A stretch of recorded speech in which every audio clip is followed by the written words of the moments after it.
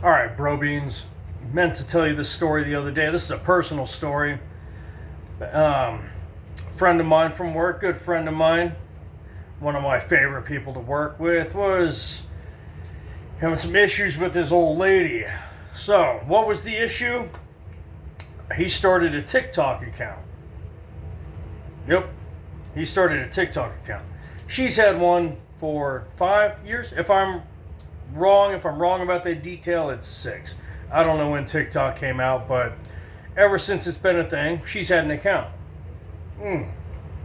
So she says she doesn't want him having one because that's where people go to cheat. Yeah.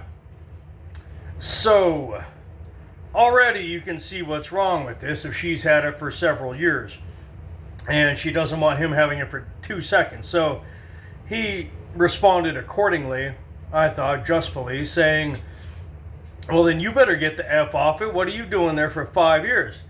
To which she sent him a brigade of texts.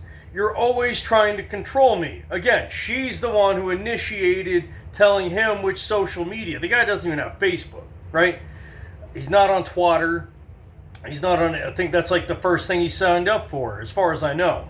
And so she doesn't want him on it because that's where people go to cheat. She's trying to dictate his social media. She's been on the one where, according to her own logic, is where people go to cheat for several years, and she's telling him what social media he can go, but also calling him the controlling one. Oh man, so much gaslighting, so much, what do you call it? Damn it, I know the word for this. It'll come to me. Anyway, sorry, had a few of these already. Just had to do this because I always think, yeah, I'll record it in the morning and then I sleep in and I don't. So, projection, that's the word, right? This happened to me, like a guy the other day talking about something. Bro, I get pussy all the time. And then he calls me insecure. Like, dude, you're the one on here talking about tail. Like, sometimes I say it, but just as a point of reference when they say, like, when they call me an incel or something, like, my numbers are good, okay? Anyway, but, so, you know, I wish, and this just kept going on, and I texted her for him. I said, look, let me write a text. We're out at lunch, getting delicious chicken and bacon burritos at Roberto's, and say, let me text something.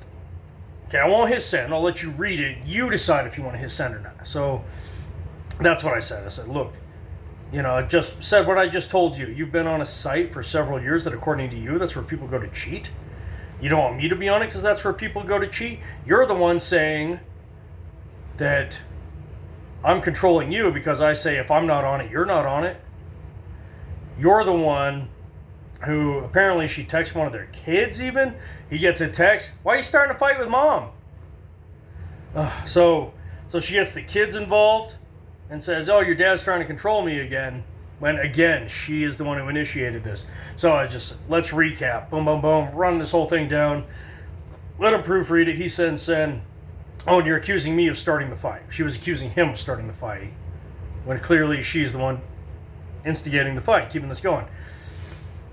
So, and saying, oh, you're so difficult, I try so hard, but you always want to fight. Like, you're the one fighting. You're the one telling me what to do. You're the one threatening to leave.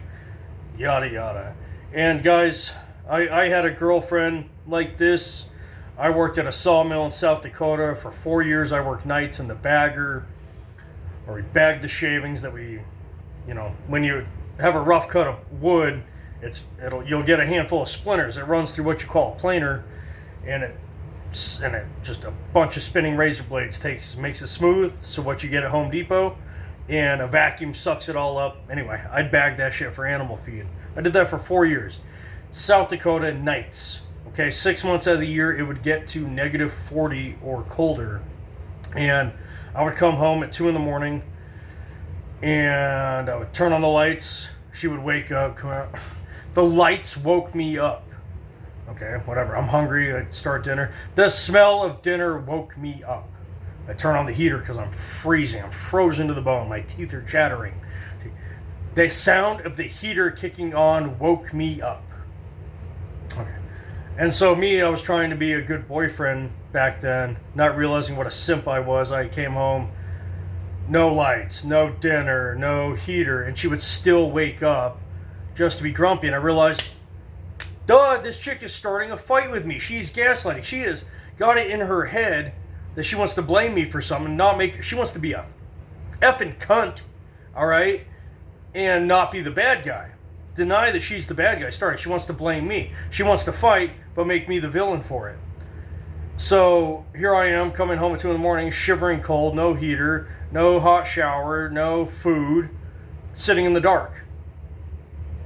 So what am I doing? F that. This is before we even had a word for it. I was being a simp. And I decided I wasn't going to be a simp anymore. I said, you know what? I pay all the bills, buy all the groceries. I'm coming home. I'm turning on the lights. I'm turning on the heater. I'm going to turn food on. I'm going to the stove. All right? Take some earplugs. I threw some at her. Here's an extra pair for your nostrils. Okay? Wear a blindfold. I don't care. I'm not going to freeze in the dark hungry. Not after a 10-hour shift in 40 below weather. No, not doing it. And we didn't have kids and we weren't married, so thankfully I could throw her the F out. And when shit got too hard, but yeah, time of my life, I wish I can get back, gentlemen. And I wish I had words of wisdom I could give you. I wish I could say, hey, my friend, listen to this, and give him some deep, Freudian, Hannibal Lecter, brilliant shit. But I don't. The only advice I got for him at this point, find a time machine and go back to before you said I do, right? This is why I'm against marriage, gentlemen. I'm not against relationships, but I'm against marriage. That's why I wanted kids my whole life. A few years ago, all this shit hit me hard, and I said, nah, I'm never going to do it. Never. So I'm never going to do it. It's too much. Because now my friend is stuck in this position where it's like, I deal with this shit so I can still see my kids and she doesn't take all my money. I don't want to deal with this shit and I move out. She might make it so I never see my kids again and take all my fucking money. Those are the choices you have when you marry someone and have kids and then they turn into this. Those are the only choices you have. Marriage does not favor men, okay? 80% of divorces are initiated by women, and 85% of divorced fathers don't get to see their kids more than once a month. 80% of divorced men will pay between 20 to 50% alimony and 10 to 30% child support. 11 men a die kill themselves over this shit. So I wouldn't recommend, I can't just, well, divorce her, dude. Why don't you get a divorce? People say that. Because I don't want to give up a potential 80% of my income and never see my kids again. That sucks. That's fucking horrible shit. So, gentlemen, I wish I can say if he watches this, I know he's going to be like, motherfucker. I did get his permission. To tell this story. But I hope he wasn't looking for an answer because I don't have one for you, man. The way divorce laws are and shit. And I'm sure you still love her too. That's part of it. And that makes it harder. That makes it harder that she's going this route. So, my advice to you guys is who are not in this boat, like my friend, don't get in it. Don't get in this boat.